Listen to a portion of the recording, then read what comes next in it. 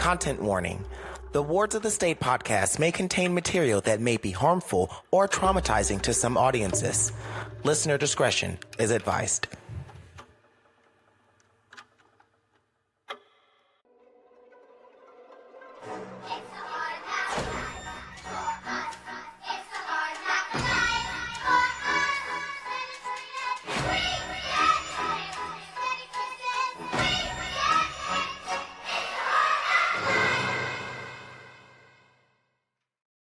Hey, Light Shiners, welcome back to another amazing episode of Wards of the State. We are pushing straight on through. I want to just start by saying this, y'all. I don't really get personal a whole lot on this show because I do want this show to highlight the lived experience of other adoptees, but I don't think that I give myself enough kudos and gratitude for this space to be able to have over 100 episodes of lived experience in foster care and adoption, to be able to listen to some of these stories that we hear that are gut-wrenching, that are just honestly horrific, and then to also get that followed up by stories of love and children actually finding safe external childcare.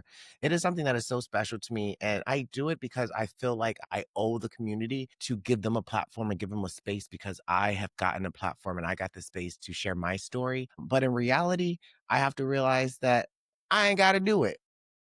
I don't, right? This is a gift that I give to the community, and I'm so hard on myself. And I just wanted to just like give myself flowers, because here's the thing, y'all. If ain't nobody gonna give you flowers to you, give them to yourself. Give it to yourself. But no, I really want to appreciate all the listeners and all the light shiners coming back every single week. Also, make sure you are watching our episodes on YouTube. They are now available on YouTube to watch. I like watching the YouTube episodes. They're really great. I like seeing the people's faces. And also, you can also make sure you are subscribing to us on Spotify and leaving us a 1, 2, 3, 4, 5-star rating review on Apple Podcast. But yeah, guys, if nobody is giving you your flowers, make sure you give yourself your flowers, and make sure that you know that what you're doing is important, whatever that might be. So that's just my little message for y'all for this week. So without further ado, I want to introduce the next guest with lived experience. It's Brittany. Hi, Brittany. How are you doing today? Good. How are you? I am fantastic. I'm blessed and highly favored. So Good. before the show, I was kind of asking you a little bit about your experience, and you said that you were a foster youth and an adoptee. So Yes. kind of share with us how you got into the external child welfare system. So I was born premature in Alexandria, Virginia. And because I was premature, I had a lot of health issues. And so I was in the hospital about 4 months before I was put in foster care. The foster home was a Caucasian foster home, and they specialized in foster kids that had medical issues, most of which were respiratory issues and things like that. From what I remember, there were only 3 of us foster kids. The foster family had adopted one of them, and so there was me and a baby that were still foster youth. I was there for about 4 years. My biological family did come and see me, and from what I read in my records, I was actually supposed to be reunified with them, but it seemed through the notes, it seemed like every time that I was ready to go with them, there was some type of like roadblock issue or something. And it was always like, oh, Brittany's too sick, or oh, they won't be able to take care of her, which is very odd, especially when I had family members that were able and willing to take care of me. So I was there for 4 years, and then I was adopted at 4 years old, and I moved from Virginia to Florida. I'm not sure how, my adoptive family, found me. Like, I don't know how all that works. But I was adopted and moved to Florida.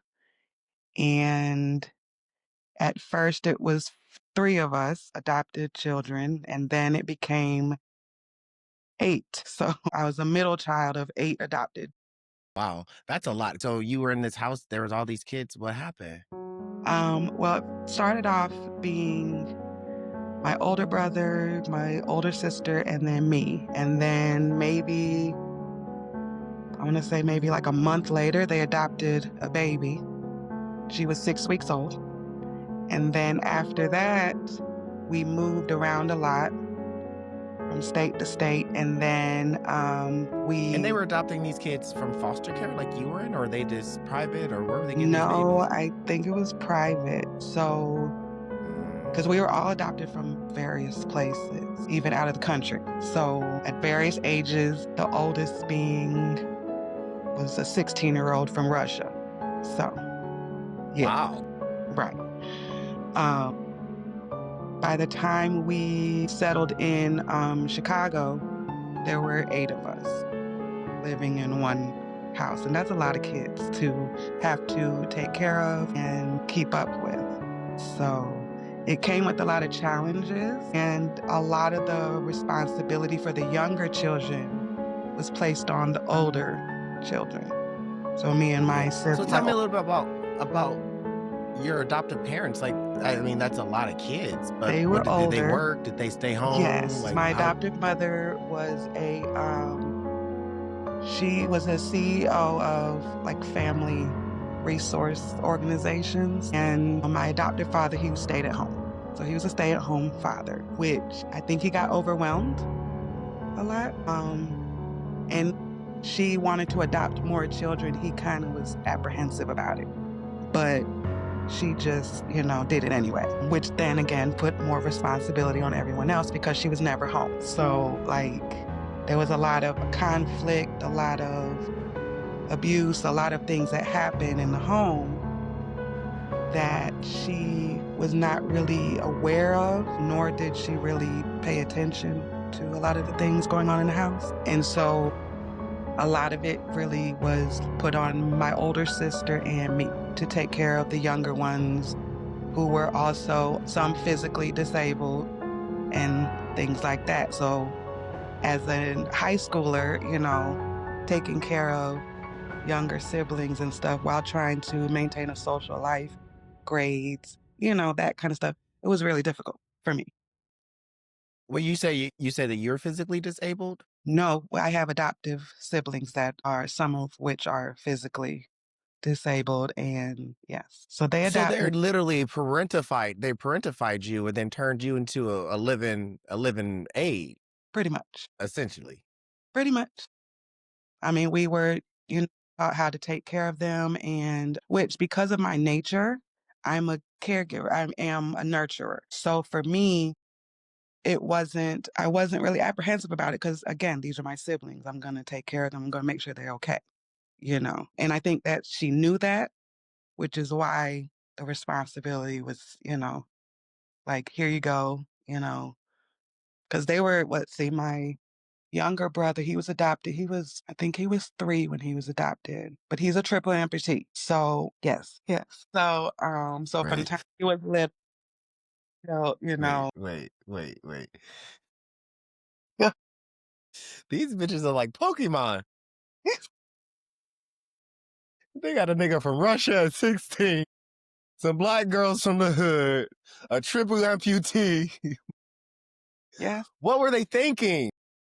I think, in all What were honesty, they thinking? was the performative aspect of it because every time she would adopt a child, she would get congratulated for it. They would have a celebration at But she's not just office. adopting like kids. She's adopting each kid that has like a 16-year-old Russian kid that probably is not fluent in American or English, right? Or that much, taken away from his culture. Then a triple amputee. That just by itself, just that one child by itself, is a lot to do for any parent, let alone some teenagers or some young children. So it's like, at what point do you just be realistic? Like, I do believe that infertility and adoption trauma, like adopted, like it could be that it's like a fetish, like it's a mental. Sometimes some of these people don't.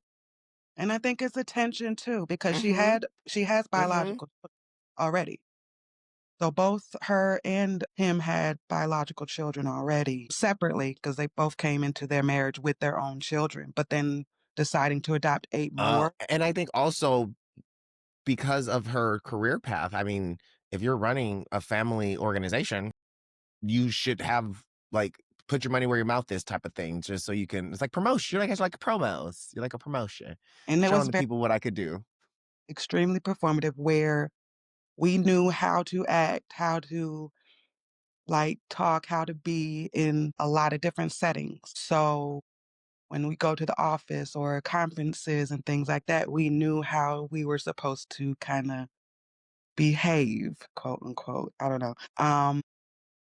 But what I didn't really understand was, okay, if you're a part of these big organizations, right, why is your home in such disarray? Why, you adopted all these children and all these children that you say have all these issues, which come to find out as I've been an adult and read records and things that a lot of the stuff that I was told about my being in foster care and then how, like, my adoption came about, like, it's very, like, mislead it doesn't match. Like, a lot of they said that, "Oh, your biological parents weren't around," and things like that, and that's not the case. They were teenagers, but that wasn't the reality of the situation. I feel like I don't know, whatever they did to make it so that I could be adopted. Even in my medical records, I was fine. There was not like the doctors had basically said I was healthy. The only thing was they were just monitoring my lungs because I was premature.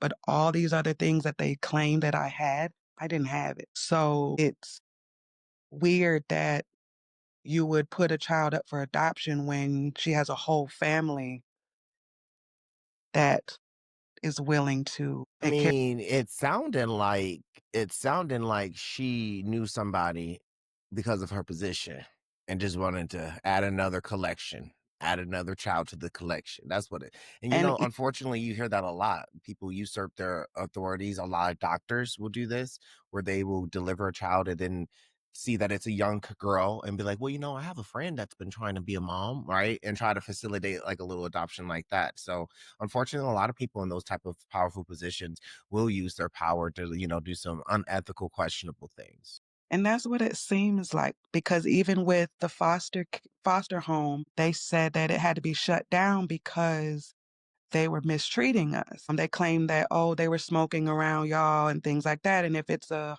foster home for children with medical problems, of course, you shouldn't be smoking around them. But what I also didn't understand was when I was adopted, I was still allowed to be in contact with them. Like, from the time I was 4 until I was 18, I was allowed to be in contact with them. They called me, they sent me gifts and things. So, if they were mistreating me, right, in foster care, why was I then still allowed to be in contact? Exactly. Exactly. Doesn't make sense. Not at all. And so those are things that kind of made me question my own, being adopted and stuff like that, because none of it makes sense. So, did you ever get a chance to speak to your biological parents about what happened? I was reunited with them when I was 12. Oh, I love that. My whole family. I have a large family. And mostly I've been able to ask questions and things. And even from what they've told me, again, looking at my records, Don't match. yeah. And it's like, I really feel like they was really just gypped out of, a child, basically. And did they end up having other children, your birth parents, and Yes. raising them themselves? Or wow, you hate to see that, right? You Well, hate to see that I because it's didn't, e- like what happened before, what happened with me. And then sometimes, even as an adoptee, you feel like you weren't good enough or they chose your other siblings. When in reality, they probably got. They that's what, probably got gypped. yeah. They don't know the system. I've had so many adoptees. Like I'm working with an author. I'm working with an author, and she was from Russia. And I know no, maybe this author was from France. Yes, I Diane, get my authors. Diana, yes. I get them my clients mixed up. And she says that as she's finding out her story, she's learning that they literally lie. Like her mom was just looking for help. Like, hey, can you just help me? And they're like, yeah, we'll take your daughter, we'll help you. And she's thinking for like a couple hours. Like her mom, like, she doesn't understand that, like, no, they're gonna take your baby and sell her. mhm, And they didn't yeah, explain it to her. And like that, I was like, so they really just do be lying to parents. They really, yeah, especially young kids. And we see this currently, with the whole Caitlyn and Tyler thing, with the whole Teen Mom mm, thing. That's a modern day example of that. And feel how you may about them as parents or them as creators, they were kids who were coerced.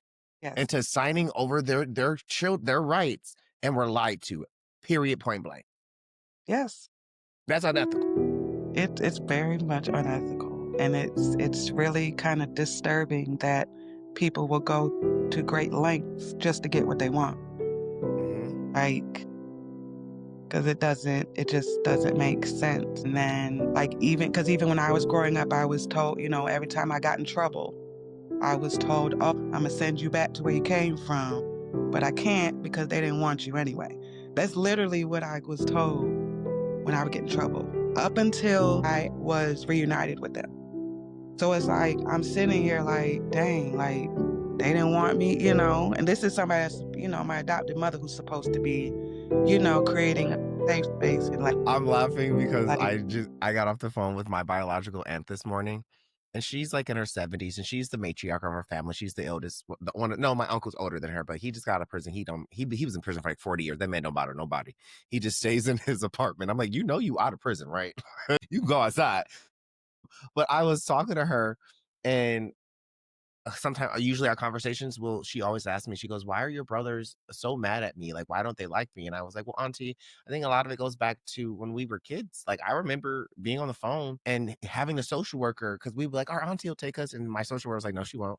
So then, like, I guess my social worker got tired of her, so she called my aunt, so she, like, we could hear it with our own ears, which maybe not the best thing to do to children in foster care, but it did make a point of like, hey, don't get your hopes up on something that is just not there. And this morning I was talking to her, and she was like, well, I wasn't taking y'all. They ain't my motherfucking kids. Those are my mm, sister's kids. I already took one of my brother's other kids. I ain't taking five people. I got my own. And then she goes, and grandma told me not to take any of y'all's asses because Mia didn't raise y'all well anyway. I said, well, goddamn. So you want to think that, like, yes, your family would be there for you, but unfortunately, some families are like mine where they're like, that's not my responsibility. So it really does warm my heart when you find out we actually would have taken care of you. yes, Right? Like it does right, warm your heart. Like, oh yeah, you would have taken care of me. I like that. Okay, I yes, am loved. right, I am loved. yes, and it's just so for me, it's disheartening because it's like, you adopted me, so why would you say those things, to me? Mm. Especially a child who doesn't know where she comes from and things like that. Like, why say that stuff?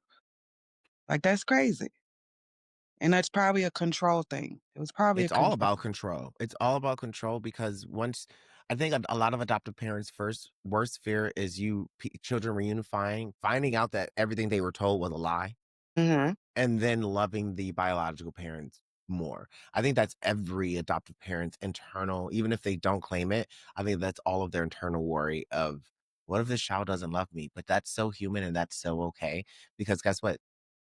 Children who get birthed by their parents don't always love their parents, right?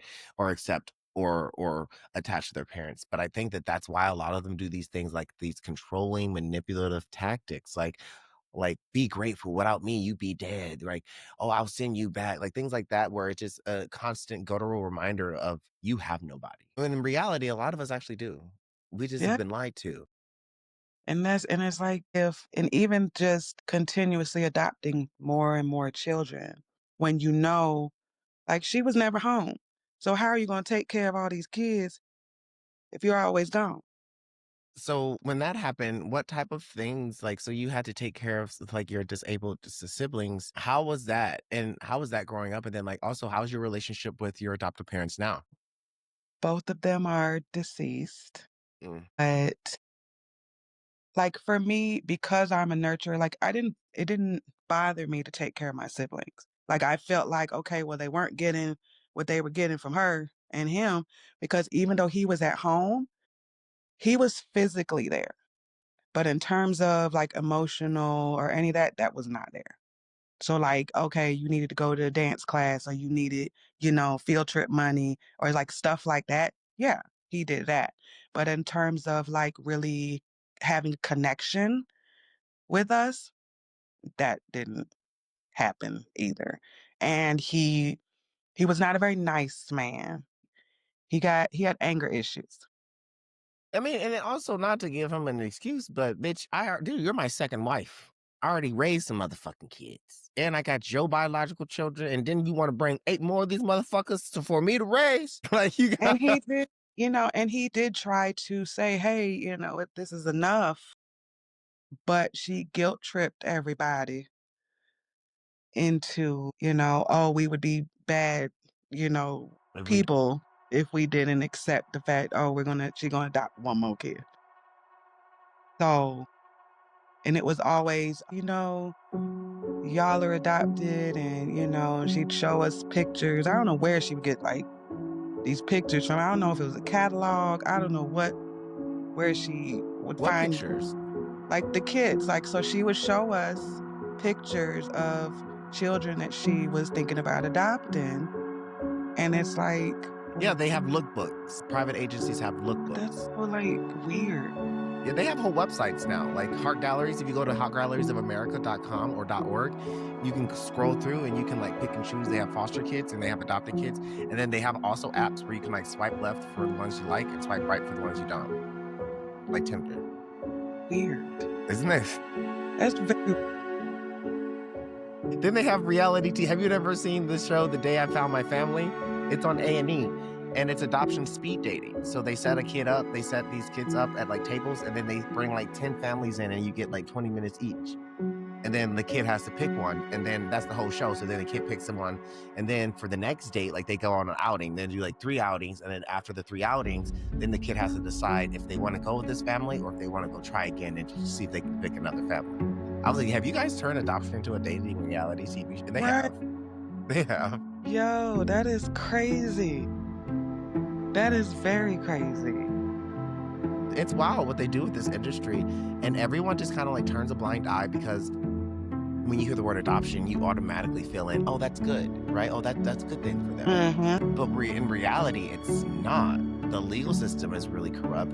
A lot of adoptees don't know any of their information, their names, their real stories, their real history, and it's really just it's a form of genocide, if you ask me. It's a form of genocide of just taking people and erasing their culture and identity and doing it legally without their consent. And to do it to 8 different children, that's wild. That's wild.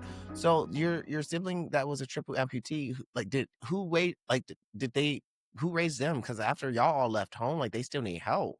Well, So oh, let's see, let's see, I was 21 when I got kicked out. I ain't gonna say I left, I got kicked out.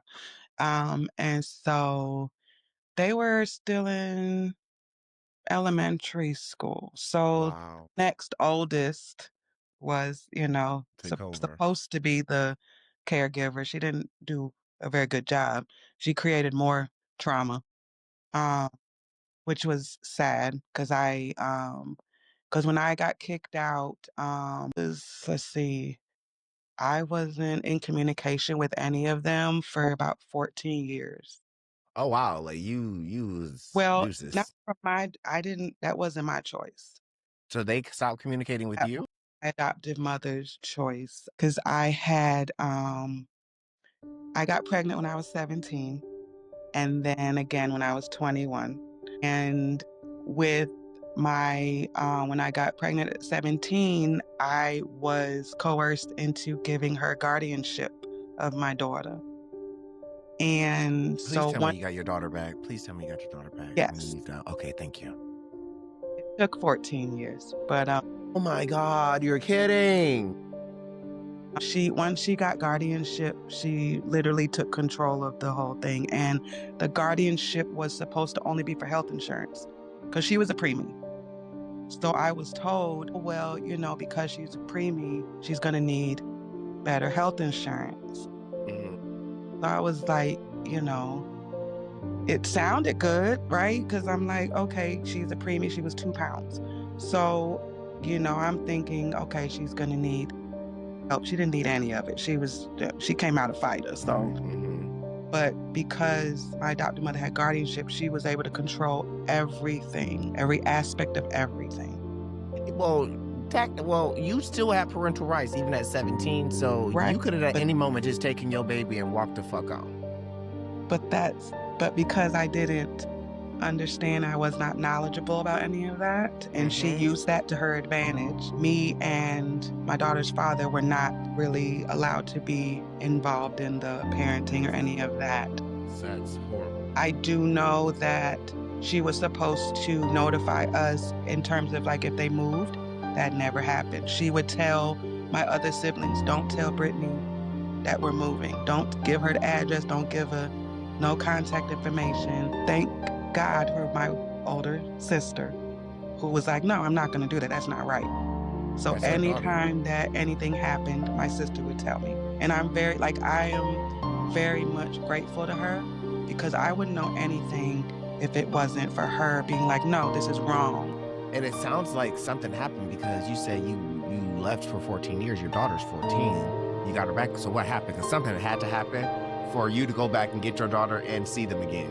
So I left when I was 21, and then when I got my bachelor's, I think it was 2018. So they were all living in Connecticut, and my adopted mother, she had dementia. So they decided to move them from her and my daughter to California.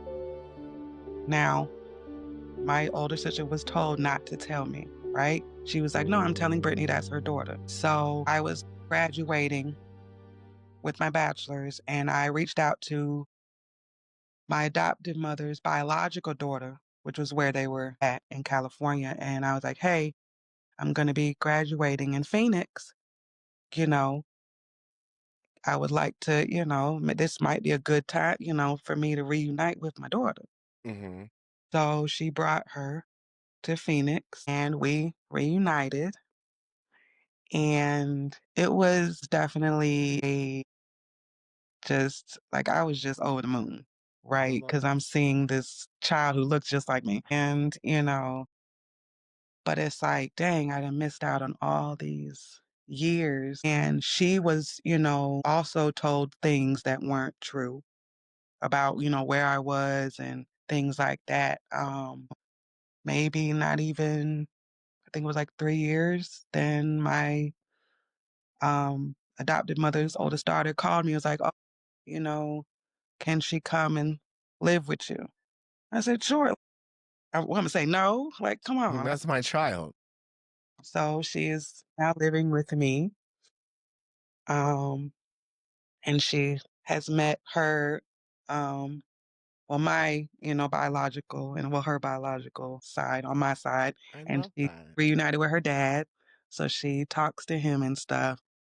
But it's just, while that's a blessing, it just, part of me feels like it didn't have to be this way, right? Y'all didn't have to do this because not only did y'all keep her from me, she's done had trauma, right? From not knowing who she is, where she Maternal comes from. separation trauma. Yes, And were these people white or black? white. Yeah, I don't know why I asked that. I already knew.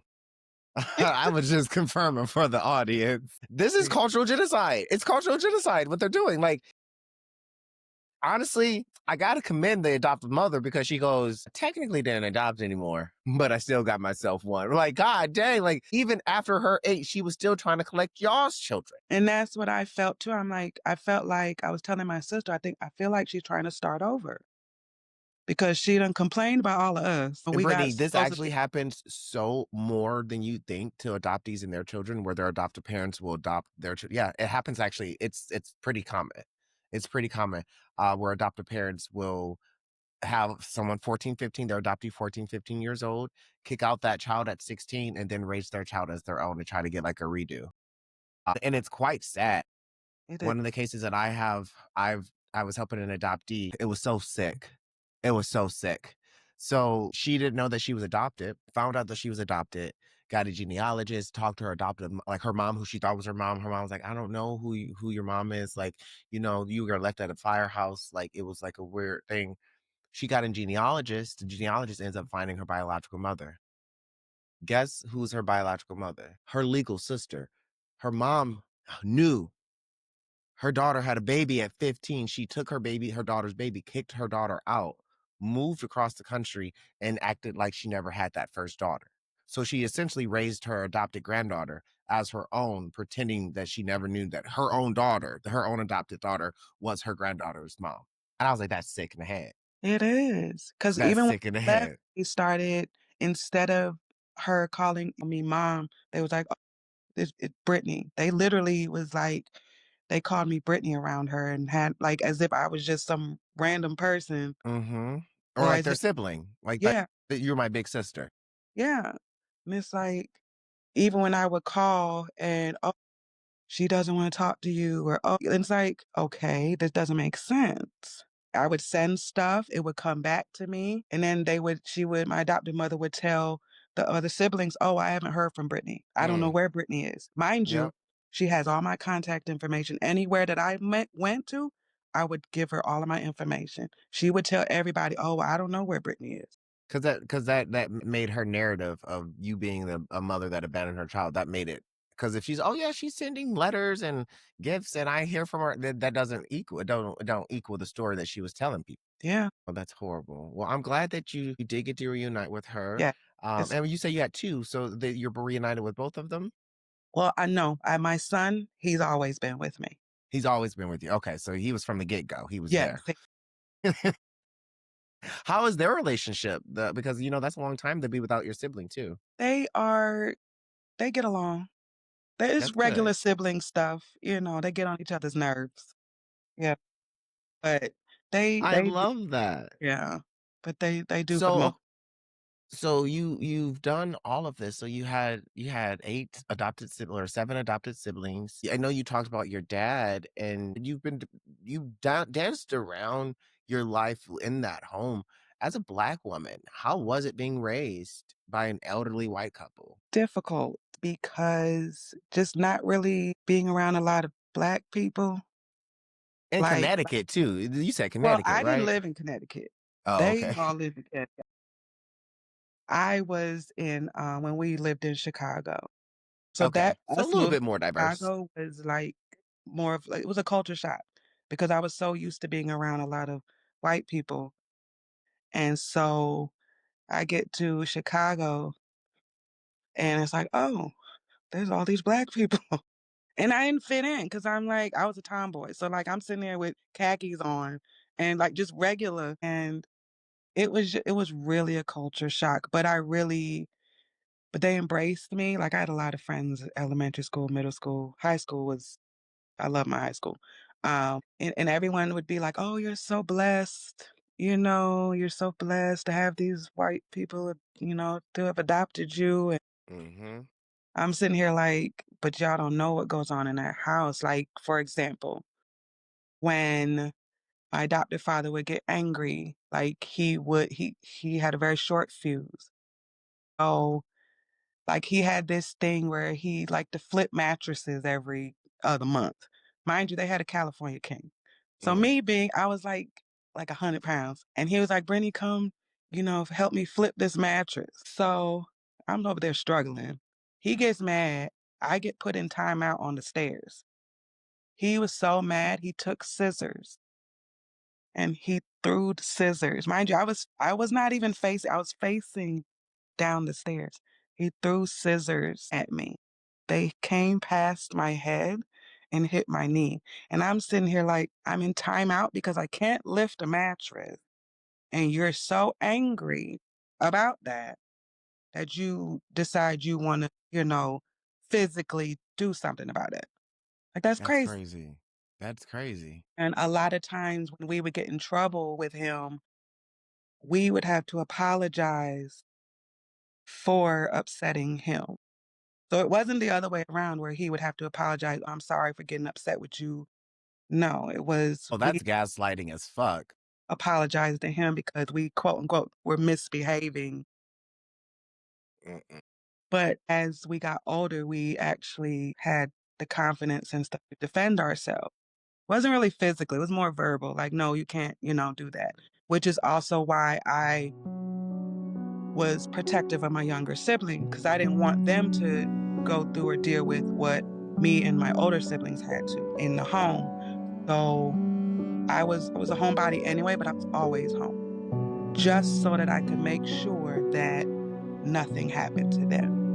Now I couldn't watch them 24, so things did happen, but I was determined to not allow them to get mistreated or hurt in that way. And a lot of people didn't really know what was going on in our house. We didn't talk about a lot of the things that were going on in the house.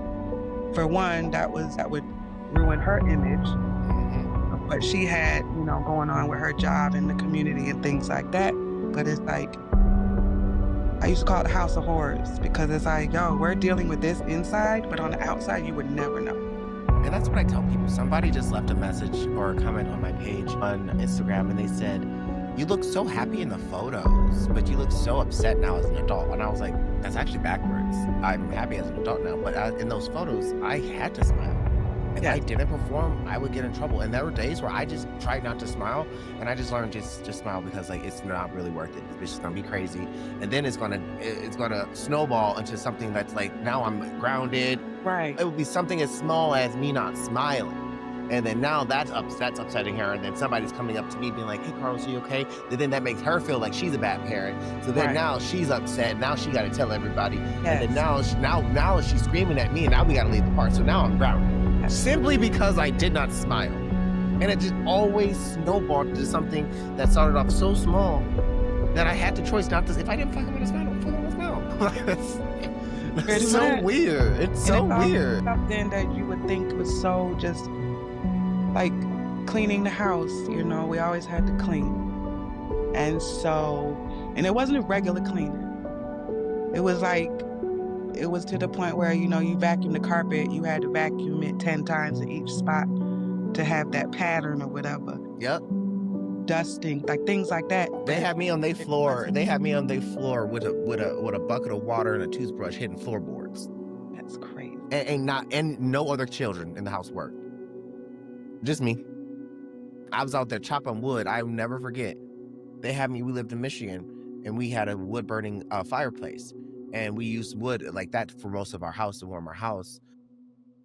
And it was so convenient because I would always conveniently get in trouble when they needed something done.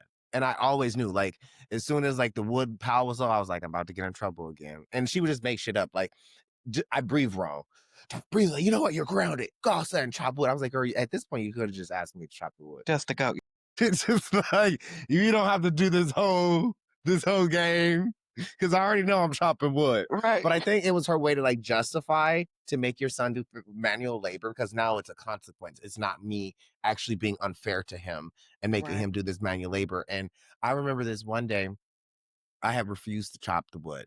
I refused. I was like, I'm not chopping it. And I just I sat out there and I figured, and it was snowing too. And I figured, oh, they'll let me in during dinner because it was like 2, 3 o'clock when they had me. Dinner came around 5, 6. It's dark. And she came out and she was like, dinner's ready, but you're not coming in to eat until you stack the wood and chop and stack the wood. And the way our dining room was positioned is that it was right outside of the sliding glass window of where I was stacking the wood. So like I was hungry. So I was, let me just get this done.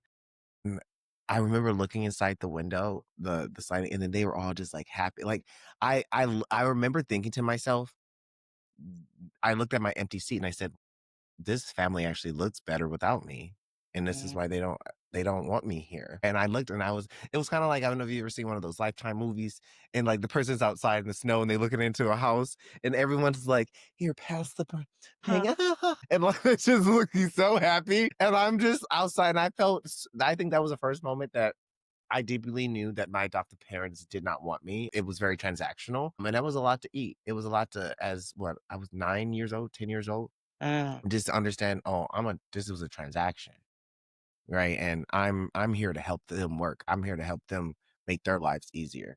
And yeah. honestly, once I got that through my skull, I'm not going to say things got perfect. I was able to navigate her because I wasn't Uh, no longer looking for a mother.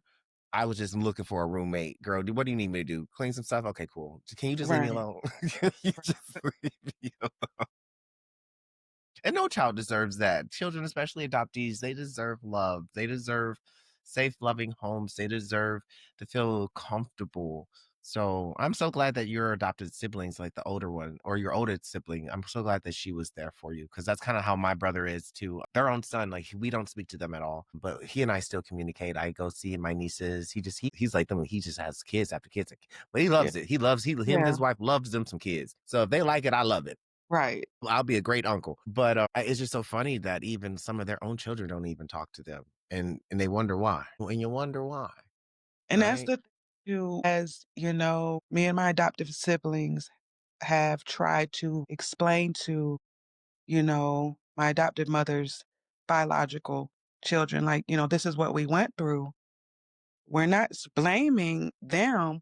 We're sitting here, this is our experience of how we were treated. We just want y'all to understand this is what happened. This is the trauma that we endured. This is, just hear us out. Like, that's Hmm. literally it. They don't need to fix nothing. They can't fix nothing. But we just want them to at least hear us and be like, "Yo, I'm sorry that y'all went through that." Yep. And I think that's Instead the biggest gift. That's the biggest gift my brother gave me. He even wrote on the back of this, I always give him my books before they come out because who better to say if it's accurate than a e person who was there. So he wrote, he goes, my brother was always a shining light. The devil couldn't take that away from him no matter how hard she tried. You will always be my family. I'm beyond proud of you and I love you. So every time I get into my feelings, because there's sometimes I'm just like, my birth mom is dead. My birth father's in a bottle somewhere all the time. My other family, like I have my aunt, she's pretty good. My brothers, trauma. There's a trauma everywhere. And then sometimes sometimes I'm just like, I wish that my adoptive family would just be fucking normal. Like I would like, how did I get like, and I work with adoptive families who are fan fucking tastic. Mhm. Not perfect parents, but great parents. Right, How the fuck did I end up with like I was just like I had to pick it had to be me. right. Exactly. And I was talking to my aunt today about it, and I was just like, why couldn't I got like a great adoptive family who was going to support me through high school and college, and I could have become an attorney and like my life. And she goes, Carlos, because that's not what God had. That wasn't your mission. She goes, unfortunately, your mission was to help other kids in the system. So had you had a good experience, you would have packed your shit and been like, I had a good experience, Right, y'all. See y'all later. right, I'm going off to college. I'm going off. But because I was abandoned, right. because my parents did leave me, because I did all these foster homes, now I have a testimony. And for the longest time, I hated that people say, well, you have a testimony. A testimony is just trauma that I learned how to navigate. Yeah, But that yes, testimony is actually not for you. It's literally for other people. And once I understood that, I was like, my testimony is not for me because I already lived it. I already survived. right, It's not right, for me. It's for right. other folks. And had I not been there, I would have never met you. I would have never met all the Yeah, thousands of adoptees that's that true. I've been able to help. I've never would have met Diana and help her finish her book. Like there are certain things that would never happen, right? Right. And Exactly. you can't question it. And I think that's the biggest thing in life for an adoptee that I can say is I understand that we all have trauma and things have happened, but I truly believe that after the age of 18, you are in that driver's seat. For the longest time, we've been in the back seat with no fucking seatbelt or Yes, car seat, just right. falling, just falling around the car, just wanting to just give me a seatbelt, give me something to keep me safe. Nothing. But then after 18, you can kick them out the fucking driver's seat. You put your seatbelt on and you say, hold Yeah, on. And you're in the driver's seat. And once you know that, your life can change and your life can go in any yes, direction that you're driving it, yes. but you got to drive, right? Yep, So I'm thankful in life that, I hate to say it, but I'm thankful that those people did those things to me because I wouldn't be who I am and I wouldn't have a testimony and I wouldn't be able to help the amount of people that I can. Now, right, should I have to go through that? Fuck no.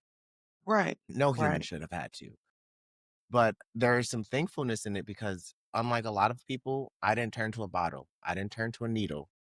I directed my light to my future. And that's what I've right. always stayed focused on.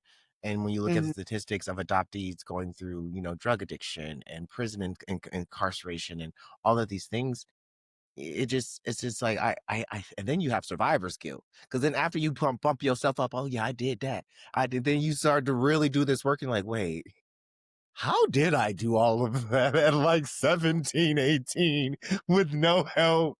Like, I really should be in prison right now because you bitches were trying me, but I don't know how you stay calm, little one. I don't know how you kept yourself together by yourself with no safety nets. So then you're just like, you look at your siblings that didn't make it, and you look at the other people that don't make it, and you say, well, what let me do? Yeah, you know? Yeah. So speaking of that, Brittany, I just want to say thank you so much for coming on the show. And I always ask all of my guests. Also, guys, viewers, if you're listening to this, you have to go to the YouTube. Brittany has such the most amazing smile. Every time she smiles, I smile because her smile is just contagious. And it's such a beautiful smile. And she got all her teeth. Listen, that's a lot to say for some of us foster youth and adoptees. Okay, we was on that government insurance. Some of us are missing them side teeth. Okay, we understand. We understand. But she has such an amazing light. So you guys have to check her out. But I always ask all of my guests one last question at the end of the show. And that question is, what is one piece of advice that you would give a former foster youth or an adoptee that has a similar experience as you? To ask questions. Don't just, don't just take what they're telling you. Ask questions because you never know where you come from, who's out there, and you'd be surprised, at all the, like, even with, reuniting with your biological family. Like, there's so many amazing people in my biological family. Like, I love them to death. Great grandmother. Like, you get what I'm, so it's like, just ask questions, find out where you come from and who you are. It's I important. love that. Never stop shining, never stop Yeah. searching, never stop looking, never stop asking. Well, thank you, Brittany, for coming on the War to the State podcast and sharing your lived experience with us and being vulnerable, sharing your story. And listeners, like I say every week, always shine your light because you never know who you might be guiding to their next destination in life. So until next time, always shine your light, guys.